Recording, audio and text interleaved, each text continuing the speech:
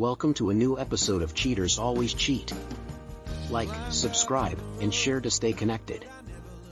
My wife Mary and I have been in a relationship since 2011. We got married in 2014 and have 2 kids, a 4-year-old boy and a 1-year-old girl.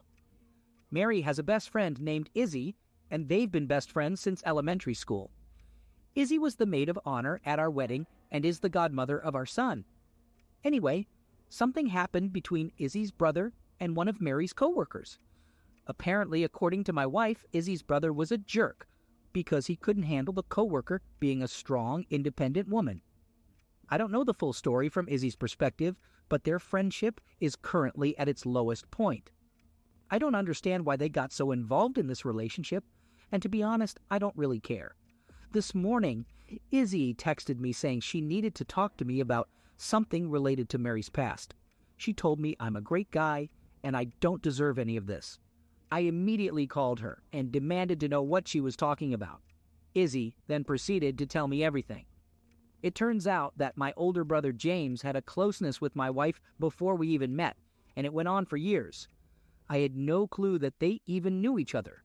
Izzy mentioned that James was the one who got away from my wife, but he never wanted a committed relationship. He only wanted to have a physical relationship with Mary and move on. I asked Izzy how long this went on, and she said it was between 2005 and 2010. It's important to note that Mary and I met at one of my cousin's Christmas parties in December 2010. Izzy told me that Mary started dating me because I resembled James, and I was like a consolation prize. Apparently, after I asked for Mary's number, she called James and informed him that she was going to date me, asking him to keep our history a secret. My brother agreed because he felt bad for stringing Mary along all those years, and he had also started dating someone else at that time. You know, looking back at previous family reunions, I do recall my wife and James always having conversations and laughing together. I remember James being supportive of our relationship and even telling me, "Never let this one go." Izzy apologized for revealing all of this now, especially after we have 2 kids. She hopes I can forgive her and still considers me a good friend. I thanked her for being honest and assured her that I also consider her a friend. We agreed to talk later. Right now, I can't talk to anyone about this. My therapist is on vacation, and my other siblings and parents adore Mary, so they would just tell me to suck it up. Most of my friends are also friends with Mary, but deep down, I'm extremely angry. If I had known that she was my brother's ex, I would have never even pursued a relationship with her, let alone marry her and have 2 kids. I don't know what to do. Has the past decade of my life been based on false pretenses? I don't think she's having an affair with my brother. He's a pilot and lives 6 hours away, plus he loves his wife as far as I know. Besides, he's my half-brother biologically and we never had a close relationship. Still, I always respected him. He was strong, smart, and he always protected me. What should I do? These past few days have been quite interesting. Let me tell you. First, I had a conversation with my brother about the truth of his and my wife's past. He didn't reveal much after seeing how angry I was during our Zoom call. He simply mentioned that he did me a favor by preventing my ex, who apparently everyone in the family hated, news to me, from worming her way back into our lives. I was confused and asked for more details, but he didn't provide anything substantial. He denied having any interest in my wife after we started dating and suggested I talk to her instead. He abruptly ended the Zoom call before I could ask anyone else. Shortly after that, my wife texted me saying she's on her way to talk to me. Apparently, James called her and informed her about what happened. Sure enough, she arrived not long after and she was in tears. I couldn't tell if it was genuine or if she was faking it. Instead of apologizing, her first question was, "Who told you?" I told her that it wasn't important, but she insisted that if it was Izzy, I shouldn't believe anything she said because Izzy now hates her. I asked her why Izzy hates her, and that's when she shared what had happened between them. So here's the story. Izzy's brother offended one of Mary's co-workers while they were sleeping, and Mary encouraged the co-worker to report the incident to the police. As a result, Izzy's brother's ex used this report as leverage to gain sole custody of their children. Now Izzy is at risk of not seeing her nieces and nephews until they turn 18. A couple of days ago, Izzy and her siblings went to confront the co-worker at my wife's workplace, but they were escorted out by security. Now, keep in mind that I wasn't aware of 90% of this story because my wife has been staying with her sister since April, and she didn't share all of this with me over the phone. When I asked her why she didn't tell me, she said she was afraid I would take Izzy's side because I like Izzy's family, which I do, and she thought I would get mad at her. I reassured her that if the offense against the co-worker was real, I wouldn't have reacted that way. After we sat down and she made some coffee, she started sharing her side of the story. It turns out that after we first met, when she found out I was James's brother, she called James to inquire about me. My wife explained that it was James's suggestion to keep their past relationship hidden, because he believed I wouldn't have dated her if I knew about their history, which is true. She also revealed that when she had doubts about our relationship after our 4th or 5th date, she called James and asked him how she could break up with me without hurting my feelings. It was James who convinced her to give me another chance. I was surprised to learn that she never told me about her doubts at the beginning of our relationship. I asked her how James convinced her, and Mary shared that James shared some silly childhood stories about me and convinced her that she wouldn't find a decent guy like me in today's day and age. So, after all these revelations, I asked my wife if I was just a second choice to James and if she settled for me. She admitted that she initially started dating me because I resembled James, but she stayed with me because of who I am as a person. Then, I questioned why she never shared any of this with me over the past decade. She responded by saying that none of it mattered, and wouldn't have mattered if it wasn't for Izzy stirring things up. Hearing this made me extremely upset, and she shamelessly admitted that she would have kept hiding the truth. However, when she started sobbing, I managed to calm myself down and not let my anger get the best of me. She looked vulnerable, and her repeated apologies only made me feel worse. After she composed herself a bit, I told her that her words didn't really ease my concerns, and I still felt like our relationship was always overshadowed by James. This made her cry again, and she pleaded for my forgiveness, expressing her love for our family and for me. I asked her for some space, and she went back to her sister's house where the kids were staying. As she was leaving, she kept telling me she loves me and that she would return later. She tried to kiss me goodbye, but I couldn't bring myself to reciprocate. I felt guilty because it was the first time I had ever denied her a kiss. Anyway, over the next 2 days, every single person from my wife's friends and family contacted me to hurl insults at me. Even her sister, who had just given birth, told me she always knew I didn't deserve her sister and that she would find a top-notch divorce lawyer. Her so-called new best friend, who used to be second best, also called me an idiot for believing Izzy, warning me that she would ruin my life. Despite my attempts to clarify that I wasn't involved with Izzy, she didn't listen and even wished that I would contract HIV from Izzy. Ridiculous, right? I should note that Izzy never bothered to call me again after her initial revelations. Then James had the audacity to call me once more, telling me not to be an idiot. Well, that conversation quickly turned into a shouting match because I can't stand that piece of crap with his seemingly perfect life. As for my wife, she never bothered to call me. Instead, she sent me a text saying that she would return on Monday morning with the kids, and we could continue our conversation then.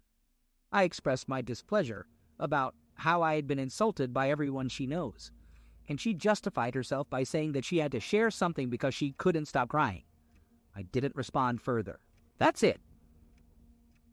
I've heard my wife's side of the story, and honestly, it's even worse than when I first heard it from Izzy. These past 2 days, I've been drowning my sorrows with my buddies, drinking and trying to distract myself. They even suggested getting back at Izzy, but I won't stoop to that level. I just feel like a lifeless shell of a person. I always wanted to be a pilot like James, but I couldn't pass the physical exam. I hate my accounting job. And to top it all off, I'm living in a cramped apartment with a wife who deep down would have preferred to be with my successful brother in the first place. What's even more frustrating is that it feels like my wife didn't tell me anything I didn't already know. All she did was say sorry and cry. I deserved more than that. Update. Let's just say I decided to file for divorce. I made an effort to forgive both my wife and my brother. I kept telling myself that it all happened before I even entered the picture. We even went to marriage counseling, and I sought individual counseling as well, but nothing seemed to work. I just can't move past the deception and lies that were thrown at me. Funny enough, Mary actually admitted that she saw this day coming. She didn't think it would come through her former best friend Izzy, but she acknowledged that she built our marriage on a lie, pretending that she hadn't slept with her husband's brother for years before she met me. I really gave it my all, guys. I truly did. We have a 4-year-old daughter and a delicate 1-year-old son who had to spend a lot of time in the NICU after he was born. Will they blame me in 20 years for not being able to overcome this issue? Will they end up struggling with obsession or something because of a broken home? It's a heavy weight to bear. Anyway, my wife moved back to her parents' house, and even her parents called me, begging for my forgiveness. They knew about my brother's involvement all along. I reassured them that it's not their fault, but rather their daughter's, and I wish them well. We haven't established a custody arrangement yet, but I'm taking the kids whenever I get the chance. I also asked my brother to give me some space for the next few years while I try to recover. He said he would comply with my request, but not without adding that I'll end up alone and regret this decision until my last breath or something like that. That's the situation, folks. Oh, by the way, I did sleep with Izzy 2 days ago. It's all good, though, because I found out that my ex-wife has also started sleeping with someone else. Anyways, the hookup with Izzy was really, really bad. I think she even faked her finish. She wants to go on a vacation with me next month, but I don't think that's a good idea. Second story. So, here's the deal. I, 32 am, have already started the process of getting a divorce from my soon-to-be ex-wife, 27F. I'm currently in Kentucky, while she's in Florida with our 14-month-old child. This is a pretty intense and dramatic situation, which is why I'm using a throwaway account because my soon-to-be ex-wife knows my regular Reddit account. Normally, I don't share personal stuff online, but right now I'm feeling incredibly alone and you could really use some support. Let me give you a little background story. When I was 18, I was in a messed up relationship with a woman, and despite using birth control, we ended up having a child together. She cheated on me multiple times, but the worst part was when she cheated on me with my best friend. Let's call him James. It absolutely crushed me. I cut off all contact with my friend for years, but eventually I managed to pick myself up and reach out to him. He expressed deep remorse and apologized profusely, and against my better judgment, I forgave him. At that time, I felt like this woman had isolated me from all my close friends, and I didn't want to lose my oldest childhood friend because of her actions. Unfortunately, this becomes relevant in the story later on. All right? Let me catch you up to the present. So I now have custody of my 13-year-old son, and I was happily married for a while. My wife comes from a super wealthy family, while I had a tough upbringing with financial struggles like not always having enough food. My parents got divorced, and I lived with my mom, who was on disability. By the time I turned 30, I had a good job running a land surveying business with my licensed surveyor dad. My wife was pursuing her bachelor's degree, and I was working full-time while also working towards my associate's degree. Things seemed okay on the surface, but looking back now, I'm realizing there were so many warning signs that I overlooked because I was in love. One thing that stood out was my wife's constant struggles with school. It seemed odd to me that she was having such a hard time while I was doing well in my studies and working full-time. She would get upset with me for getting good grades, so to avoid conflict, I started lying to her and telling her I got average grades, C's, when, in reality, I was maintaining a nearly perfect GPA. I tried my best to support and encourage her in her schoolwork, but it eventually got to the point where I ended up doing her homework for her because she claimed she was too overwhelmed to do it herself. When the COVID pandemic hit, my job took a hit and my income decreased. We were still managing financially, but it was tighter. Despite her being on birth control, she ended up getting pregnant, and we had a child together. It was during her pregnancy that things started going downhill. About 2 months before our daughter was born, her dad passed away due to COVID, which caused a lot of grief and sadness. Our daughter was born in March 2021, and I made a decision to take time off work to be as involved as possible in her life. I really wanted to establish a strong bond with my daughter, so I took several months off, and when I eventually returned to work, it was only part-time. My wife was dealing with postpartum depression, and I had read online that the best thing to do in such situations is to offer as much help as possible. So that's exactly what I did. I regularly took care of my wife, making her breakfast in bed, and I devoted myself to taking great care of our daughter. My wife has always been terrible at doing household chores. She dislikes cleaning, doing dishes, and cooking dinner, so we used to hire people to clean our house. However, since my income decreased, I had to take on these responsibilities myself. Fortunately, I actually enjoyed doing these tasks, so I happily took care of them. But over time, the weight of these responsibilities started to burden me. I decided to seek therapy for help, and initially, I was diagnosed with bipolar disorder. However, that diagnosis was later changed to ADHD, and I'm now receiving the appropriate treatment for it. During this period, my wife started exhibiting some concerning behaviors. She accused me of having an affair with my therapist, which was completely unfounded. Whenever I went to work, she would demand that I come home immediately to assist with our baby. She would also confide in me about feeling frustrated with our baby and having to resist the urge to shake her, which deeply alarmed me. Her anger was escalating, and while she had always had anger issues, things were getting worse. There were multiple instances where she did something extremely hurtful in front of my family and our son. I found myself having to apologize on her behalf and try to repair the damaged relationships, but going into detail about those incidents would only make my already long story even longer. So, things started to unravel in July 2021. I woke up at 4 a.m. to find my wife screaming at our 4-month-old baby, rocking her a bit too forcefully in an attempt to make her sleep because she was crying. It startled me, and I immediately sat up and told my wife to give me our baby so I could take care of her. My wife seemed ashamed, like she had been caught in the act. I explained to her that she was scaring our child and she needed to hand her over to me. Reluctantly, she did, and then went back to sleep. I took care of the baby and put her back to bed. But I couldn't shake off what had just happened. It was hard for me to accept. I went to work that day, but the incident weighed heavily on my mind. When I returned home, my wife wanted to confront me and defend her actions, but I told her I couldn't talk to her at that moment. All I wanted was to take a shower and take my dog to the vet appointment, and we could discuss it later. However, she kept following me around, refusing to leave me alone. Eventually, I went outside, and she continued to yell at me, unwilling to give me the space I needed. I confronted her about her anger issues and told her that she seemed to only care about herself, urging her to behave better. In response, she took a step forward and slapped me hard. I didn't retaliate, I just slumped down and said, "Look at what you've done now."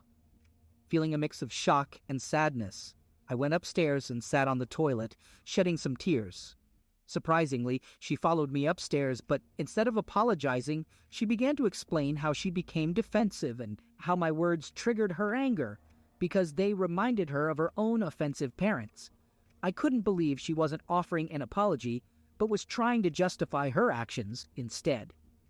Feeling overwhelmed, I decided not to continue with my plans to take a shower and left to take our dog to the vet. While I was at the vet, she reached out to some of my family members and asked them to take her to a mental hospital for treatment.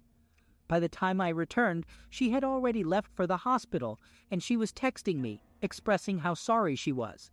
Eventually, she received a diagnosis of postpartum issues, and although it took time, I did my best to forgive her and be understanding. After she returned from the hospital, things seemed somewhat normal for a while. However, after about 3 days, she asked me why I appeared withdrawn. I replied that it was difficult for me to cope with the fact that she had hit me. In response, she brought up a claim from years ago, saying that I had thrown a hairbrush at her and that she had forgiven me for it. I honestly don't recall ever doing that, but suddenly it was being used against me, and I felt compelled to apologize for something I didn't even remember doing. Now I realize that it never actually happened. A few months later, her stepmother in Florida was diagnosed with lung cancer and offered to buy us a $400K house there.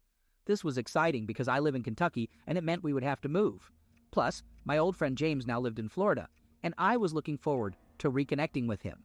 We went ahead and bought the house, but complications arose when it came to negotiating the move with my 13-year-old son's mother. I completely understood her perspective. I started to reconsider the move because I didn't want to give up being close to my son. However, my wife insisted that it should be our son's decision on where he wants to live, even if he chose to live with his mom instead of us. She believed I should give him that option. At first, I was hesitant about giving my son the choice, but my wife told me that her mom and therapist agreed with her. Eventually, I gave in and presented the option to my son, either come with us to Florida or stay with his mom. He expressed that he didn't want us to move, but if we did, he preferred to stay with his mother here. Things became awkward after he made his choice. My wife became extremely upset and started yelling at him from outside the bathroom while he was using it. He went upstairs and locked himself in his bedroom. I felt awful, and then my wife started blaming me, saying that she never told me to give him that option. She insisted that she never said anything like that, and I eventually gave up trying to argue with her. So things calmed down for a while. My wife barely managed to earn her bachelor's degree, but she got into trouble for plagiarism. After that, I started writing papers for her and helping her with tests. She graduated with a GPA of around 2.4. Additionally, she began taking Prozac, claiming it would help with her anger issues. To be honest, I genuinely believed that she was getting better. We started making a lot of plans because things were slowing down here. My father decided to pursue his land surveying license in Florida, and amazingly, he got a good job right away. His first day was on May 16th. We all went down to Florida in late March, but my father's son and I came back up so that my son could finish the school year. Meanwhile, my wife stayed in Florida with our 1-year-old daughter. She wanted to visit her stepmother, who had cancer and is elderly, as we're not sure how much time she has left. Once again, everything appeared to be fine between us. I genuinely believed that my wife and I were deeply in love. I was even willing to make the sacrifice of letting my son stay with his mother so she could be closer to her family. In early May, my dad and I made the decision to quit our jobs here and prepare for the move. My dad planned to join us temporarily until he sold his houses and could build a new one on the vacant lot next to our Florida home. He made the long drive down on Friday, May 6th, while I stayed behind. But then, on Saturday, May 7th, my world shattered when my wife called to confess that she no longer loved me and hadn't for a while. I was devastated. I cried a lot, but something about how my wife seemed to enjoy my pain felt unsettling. We had been together for about 6 years, married for 3, and it was incredibly hard to accept. That evening, I mustered the courage to ask if she still wanted me to come to Florida, and she responded with a nonchalant, "Sure." I then brought up our daughter and asked what would happen if things didn't work out between us. She assured me that she wouldn't keep our daughter from me, but she intended to stay in Florida with her. I was completely crushed. I reached out to my friends and family for support, and fortunately, they were there for me. It turned out that my wife had been cheating on me, and she had even texted a friend about it, who then shared the screenshots with me. As soon as I found out, I immediately contacted a lawyer to understand my legal options and started the divorce process. Things took a disturbing turn on Tuesday, May 10th, when my wife allowed our daughter to get access to her psychiatric medication. We had to contact Poison Control and rinse her mouth out to ensure her safety. However, despite this incident, my wife asked my dad, who was now in Florida, to watch our daughter so she could have a me day. She left around 9 a.m. and didn't return until midnight. Little did I know that during her time away, she went to see my friend James, who lived 2 hours away, and their emotional affair turned into a physical one. The next day, my dad decided to move out. It wasn't until I confronted my wife about the affair that she finally admitted to it. I had suspicions because James never responded to me when I informed him about the divorce proceedings. Before my wife confessed, she kept insisting that she just wanted me to choose her and claimed that this wasn't a sudden decision. I explained to her that I was already willing to prioritize her over my son, but now I can't do that anymore because things changed abruptly for me. It turns out she was just trying to alleviate her own guilt. So currently, I am in a tough spot.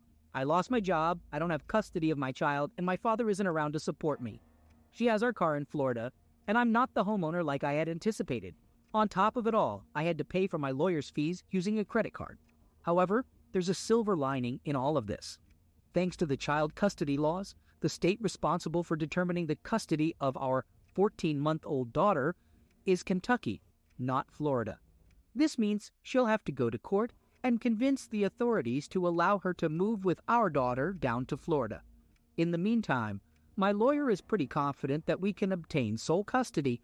My soon-to-be ex-wife wants to reconcile, but I'm not communicating with her at all. She keeps insisting that she never wanted a divorce, and that I took things too far. She even reached out to my dad and told him that if we work things out, I have to remove my name from the Florida home's deed, so she would have full ownership. She claims that her mother will always despise me because she thinks I'm a horrible person, but she wishes I would come to Florida so we can resolve things. However, she refuses to come back to Kentucky unless I drop the divorce proceedings. Honestly, I have no intention of reconciling with her. The toughest part about all of this is that I can't bring myself to cry. I really want to let it all out, but whenever tears come, I feel guilty for allowing myself to end up in this situation. If I hadn't reached out to James, maybe my wife wouldn't have cheated on me like she did. What's even worse is that I know she did it to hurt me. She was well aware of the history between me and James and deliberately chose to have an affair with the one person who could deal such a devastating blow to my self-confidence.